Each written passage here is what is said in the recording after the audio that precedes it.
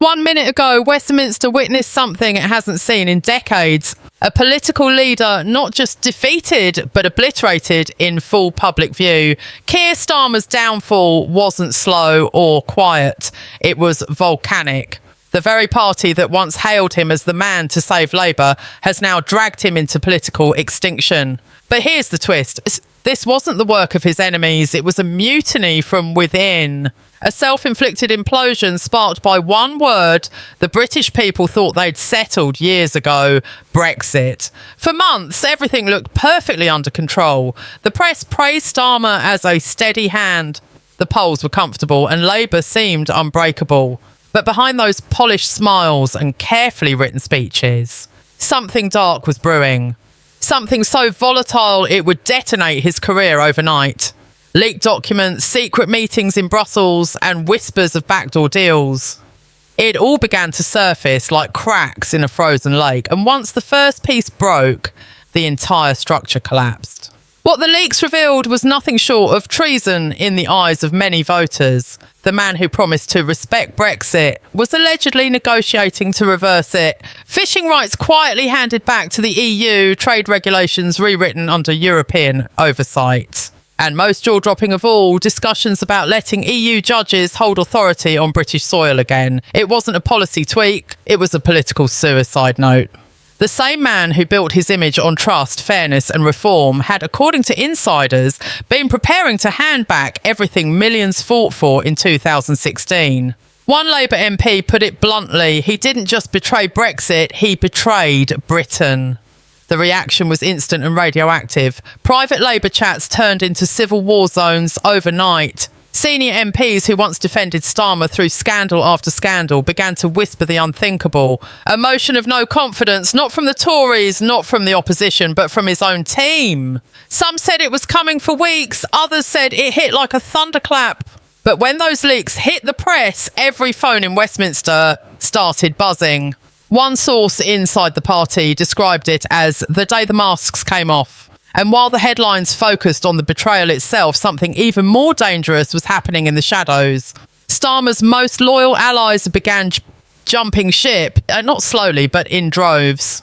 Ministers who had spent years defending his every decision suddenly went silent. The corridors of Westminster turned into whisper chambers of panic, anger and plotting. Late-night calls to donors, frantic texts between MPs, all of them asking the same question: is this the end? By dawn, it was clear that the rebellion wasn't a rumour. It was real, organised and unstoppable. The first signatures appeared on a letter of no confidence. Then another, and another. Within hours, Starmer's authority evaporated. One MP reportedly told a colleague, "If we don't act now, we'll go down with him." Even his communications team, though, the very people paid to protect his image, began leaking stories of chaos inside Number 10. When your own team starts feeding the fire, you know the blaze is out of control. Meanwhile, outside Westminster, the British public was waking up to a headline they couldn't believe: Starmer's secret Brexit deal. Newspapers called it the betrayal of the decade. Social media erupted. Hashtag Starmer Out was trending before breakfast, and every political commentator in Britain had the same message. Labour was burning and Starmer was holding the match. The betrayal wasn't just political, it was personal. Millions of Leave voters who had returned to Labour in 2024 now felt duped, used and discarded. One voter from Sunderland said it best: "We trusted him to protect Brexit. He didn't just break that trust, he smashed it to pieces." The fury spread like wildfire. Outside Parliament, protesters began gathering. Small at first, then hundreds, then thousands. Union Jacks waved. Chants of "traitor" filled the air, and in a matter of hours, Starmer's once celebrated leadership had become a national symbol of political arrogance. Even rival parties couldn't believe their luck. Nigel Farage, smelling blood in the water, went live across every network, declaring, "Starmer has proved Labour never respected the people's vote. They lied, and now they're paying the price." Reform UK's numbers spiked overnight. And for the first time in years, Britain's political balance began to tilt dangerously. Inside Downing Street, Starmer reportedly locked himself in meetings with his closest advisors, trying to salvage what was left. But how do you save a career when your own army has turned against you? One insider claimed he sat in silence staring at the leaked papers, realising the scale of what had just been exposed. Others described shouting matches echoing through hallways, aides resigning on the spot, and phones ringing non-stop with calls from furious MPs. It wasn't politics anymore, it was carnage. And as the chaos deepened, one question began haunting every room in Westminster. Who leaked it? Who had access to those confidential discussions with Brussels? Who wanted Starmer gone badly enough to destroy their own party to make it happen? Because make no mistake, this wasn't just a scandal, it was an execution, and someone somewhere pulled the trigger. But the bigger question is even darker. Was this betrayal truly Starmer's doing? Or was he just the fall guy in a much larger political game? As the storm raged across Westminster, the real story began to leak through the cracks. Not from journalists or opposition parties, but from within Labour's own walls. Late-night briefings turned into blame sessions, and every faction pointed fingers in every direction. But one detail stood out. The leak wasn't random. It was deliberate, timed with surgical precision to destroy Starmer at the height of his power. The documents weren't dumped online. They were handed to the press in an envelope directly to a senior political correspondent who had been covering Labour for years. Someone who knew the system, someone on the inside. That was the first sign that this was more than rebellion. It was an inside job, a planned takedown, months in the making. Behind the scenes, the whispers grew louder. Some claimed it was the left wing of the party, furious that Starmer had dragged Labour too far into centrist territory. Others swore it was the moderates, terrified that his alleged EU talks would alienate working class voters once and for all. And a few believed something darker, that foreign influence, or maybe even a rival political strategist, had orchestrated the chaos to cripple Labour before the next election. Every theory sounded mad, but the timing was too perfect to ignore. One insider said, whoever did this didn't just want Starmer gone, they wanted Labour shattered beyond repair.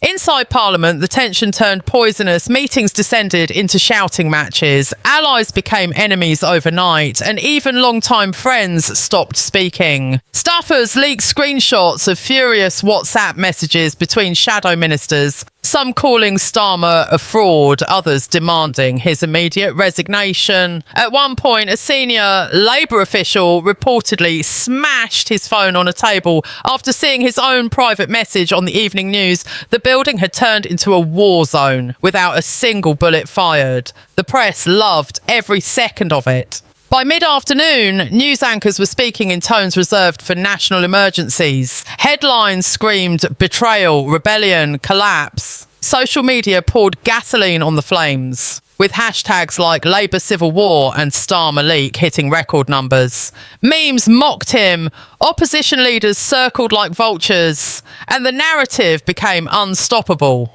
Starmer had sold out Brexit and was now paying the ultimate price. Even Labour loyalists who tried to defend him were drowned out by the noise. For the first time since becoming Prime Minister, his voice no longer mattered. Meanwhile, inside Number 10, the chaos was complete. Senior advisors quit live on air. His press secretary walked out mid-briefing. Rumours spread that Starmer had torn up his own resignation letter twice in one night, refusing to believe the end had come. But the numbers didn't lie. Over 130 members of Parliament had signed the no confidence motion, including several of his closest allies. The Labour machine, once the strongest force in British politics, had turned against its own driver. The betrayal wasn't just political anymore, it was personal, emotional and irreversible. And in towns across Britain, the public outrage was reaching boiling point. In Hartlepool and Grimsby, voters gathered outside local Labour offices, demanding answers. "We voted to leave," one man shouted at reporters. "And they're still trying to undo it."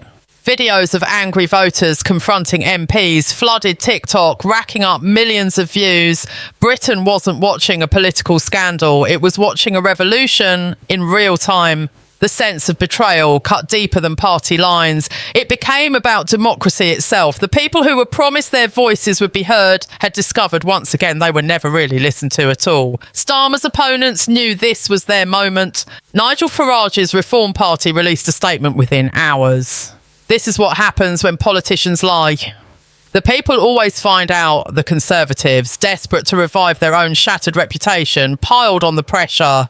Every network, every talk show, every morning paper framed the same message. Labour lied and Starmer fell. The irony was brutal. The man who promised stability had delivered chaos of historic proportions. Inside number 10, Starmer held one final meeting with his team. The atmosphere was heavy, the air thick with silence. Some urged him to fight on, to call a snap election and let the people decide. Others warned that any move would destroy Labour completely. For hours, no one spoke above a whisper. Then, according to one insider, Starmer simply said, "I tried to make peace with Europe and now I've made war at home." It was the closest thing to an admission the country would ever hear. That night, as rain poured over London, reports emerged that several senior Labour members had begun quietly lobbying for interim leadership. Starmer hadn't resigned yet, but the machinery of replacement was already in motion. Every news network went live, counting down what they called the final hours of Starmer.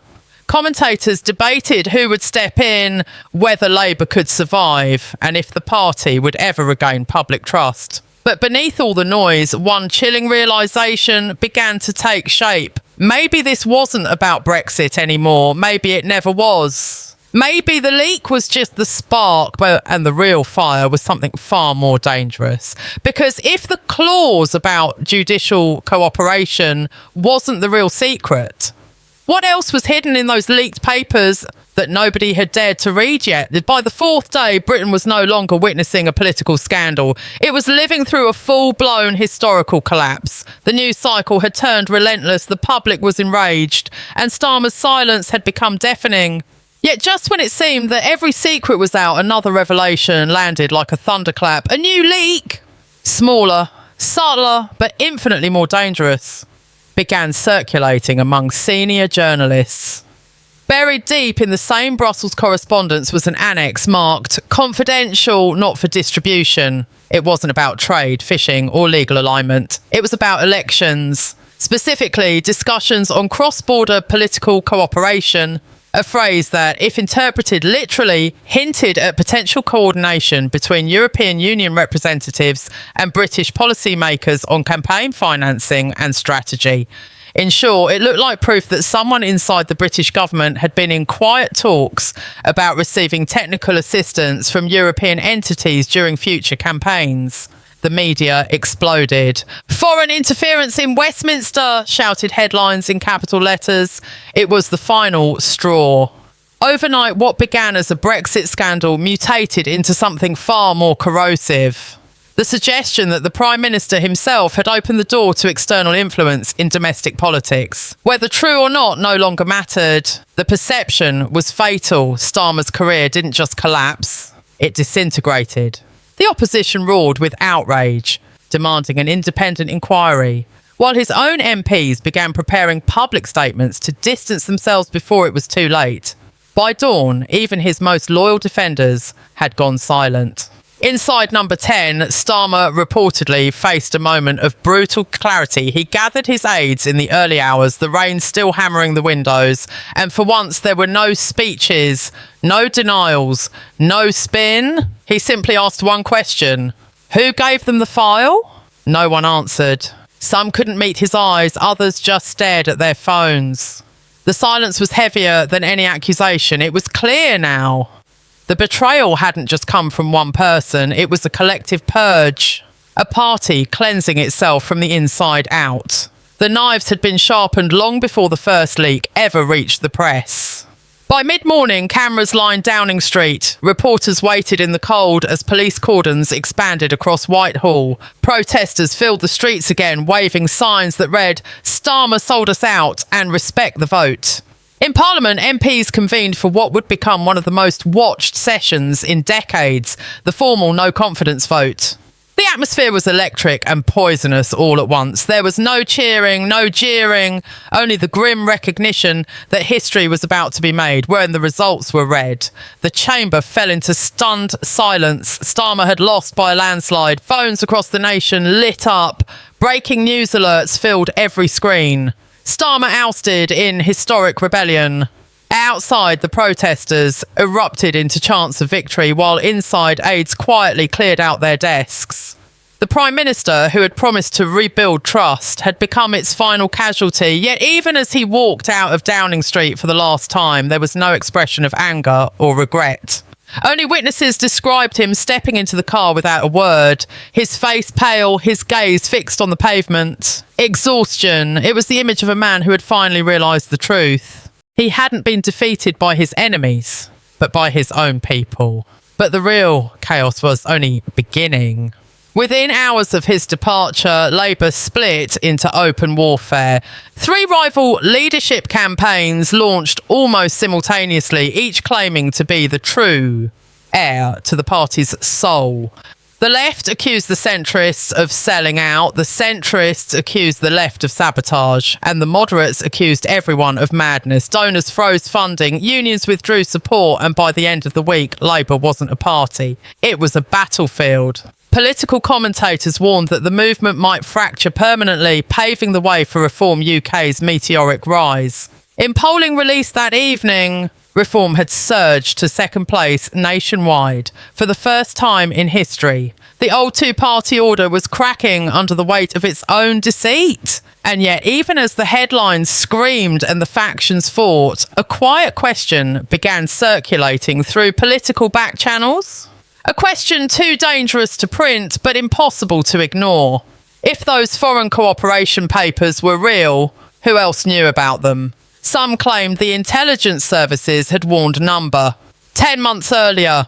Others believed rival governments had used the leaks to destabilise Britain from the inside. Whatever the truth, one thing was clear. The betrayal that destroyed Starmer wasn't just political, it was systemic. The trust between the people and their leaders had snapped, and there was no repairing it. That night, as rain poured over Westminster again, a single light remained on in the Prime Minister's former office. Files were being boxed up, documents sealed for inquiry, and aides whispered about what might still be hidden in the classified annexes no one had dared to open, because if this was what had already come out, what secrets were still buried, waiting to explode next?